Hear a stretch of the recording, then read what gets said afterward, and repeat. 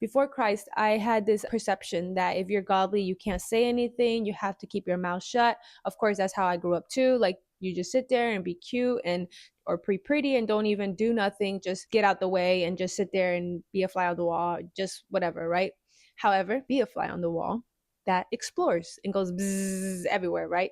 And annoys people. Be that fly. Don't be the fly that actually sticks to the wall. Be annoying in a way that it helps you to see who you are, to be who you are. And if it feels true to you, do it, okay? Because one thing for sure, it's like, no matter what you do, they're going to say something about it, whomever they is. However, in your walk with God, you're going to have to be okay with being seen. You're going to be okay with being noticed. The deeper you get into your relationship with God, the goal isn't to stay stagnant. The goal isn't to be safe and closed up and sheltered. No, the goal is to help others walk with God. That's why we build discipleship. That's why we build community. That's why we need sisters and brothers in Christ, because we get to build each other up. So that's going to call for you to walk out and see other people, talk to other people, connect. You're able to share the testimony that God has done in your life, because he put it there for that reason, so you can connect, so you can be seen, and you can share these things with other people who may not know how to overcome it. And this is why I am here. Why you're getting to watch this video is because I'm choosing to walk in obedience to his word, which is to be seen, be the salt. And we can't do that behind closed doors. You can't do that sitting in your bedroom scrolling. Like, you can't do that just sitting on a couch watching Netflix. Like, who sees you? Nobody can see you.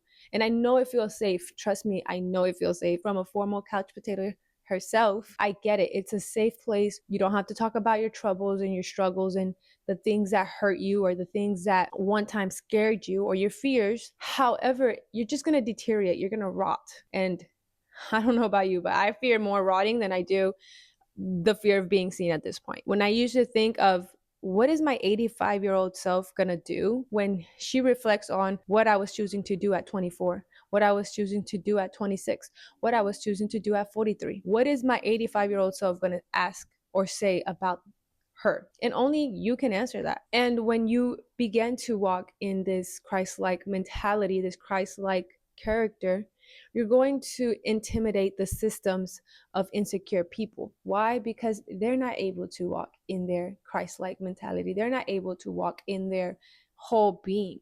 They're afraid of what's in the dark. And one thing, when you've overcame what's been weighing down on you, that means you faced that darkness. That means you went through that fire. That means you were able to come out of there untouched, because you simply walked in obedience to the Lord. You simply walked with fears, and you walked with confidence that no matter what was going to happen, I'm sure you will see that God helped you get through there and he saved you out of that. So why not spread the good news? Why not tell others about what you were able to overcome? Why not share your story? Why not tell your testimony? Why not help somebody who may need it? And something that I tend to forget, that there's older people, 50 years old, 60 years old, who may just be knowing this information, who may have just learned this information, and it may be through you, who is 12, who is 24, who is 36.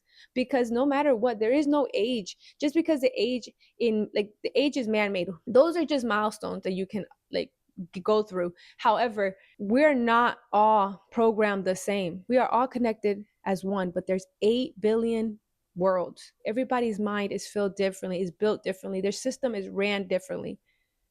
And when you have a Christ-like mentality, that's what helped us to connect, to know at the end of the day, despite of what your story may be, despite of what my story may be, our goal at the end is to share the good news, to spread the good message, right? So no matter what the testimony may be, that's just the thing that's going to get us to share the good news. That's just the thing that's going to be a part. We're going to be able to talk from experience. We're going to be able to share it with so much passion, because it's something that we were able to overcome. Whether it's being lazy, because I overcame that.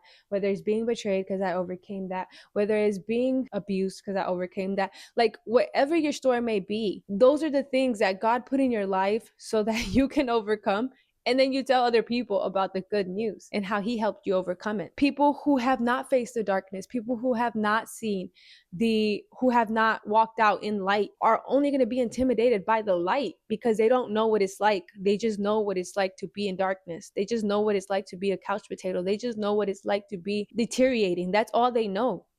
But somebody who chooses to live differently and Christ-like and chooses to walk in obedience with the Lord is going to have a different aura. It's going to have a different fragrance. Why? Because not a lot of people can really do this. It's so hard. The 15 years that I was in darkness because of something that happened to me when I was 9 years old, it was so hard. I would sit in the shower and cry over something that, yes, I had maybe had no control over. I don't know why it happened. I could not even wrap my hand around what happened. For 15 years, I could not understand why that thing happened or what is it that happened. I was 15 still thinking, like, why am I stuck at 9 years old of what happened to me? I would cry in the shower, uncertain, unsure. Like, I was just in such a dark space until I became the light, until I've become the light and I've helped other people and I've talked about my situation and I've been able to share it. Now I've gotten more of that feeling of having a purpose. And because of that, I can help somebody else get out of the darkness. Okay, maybe I can't help you get out of that situation, but I can help you come out in the light. I can help you and tell you all about the one who saved me, the one who helped me come out of there, the one who gave me the strength and the courage to move out of there. Maybe I'm not in the physical realm, but in the spiritual realm, and he will do the rest. Trust and believe he will do the rest. I didn't know what I was doing back then. Literally, I did not know. When I was in the shower crying on my knees, asking, why did this happen to me? What can I do? How can I move forward? Because I have nobody to talk to, nobody to share this with. I'm afraid to even tell anybody. I remember God himself telling me, this is a victory.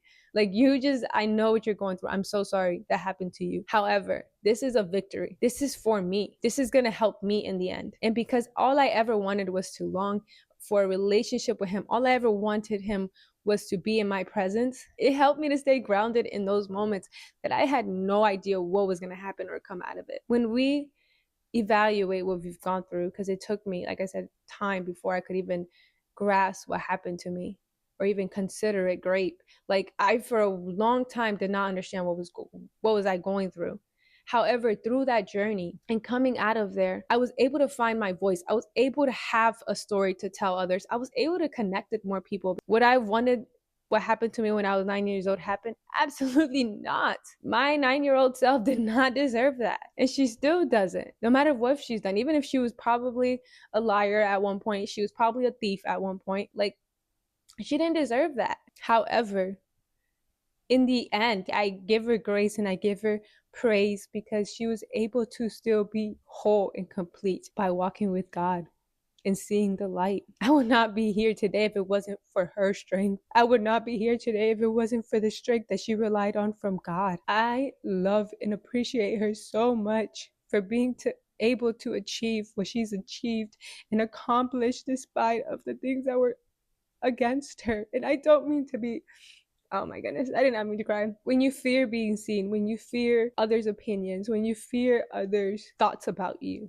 it's only hindering you from really giving your story and helping somebody else get closer to God, because he is the one who is gonna make a way when there is no way. And if my story could feel this heavy, if my story can be taunting for me sometimes, but I still have to tell it and I have to help somebody else, I'd rather do that. I'd rather be the light for somebody else.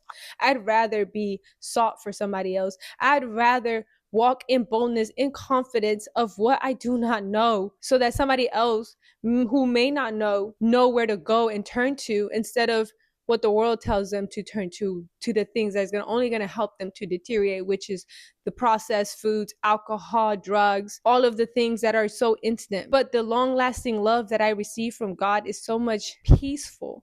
It's so much enjoyable. It's such a bigger high than I was when I was thinking I was getting high. I've accomplished so much in a time span of me just surrendering my life to God. And if me having to go through those things is only for me to tell my story and my testimony, I am glad that I'm doing it. To tie all this up, this is my calling. This is my will, and I'm doing that. And this is why I'm able to upload.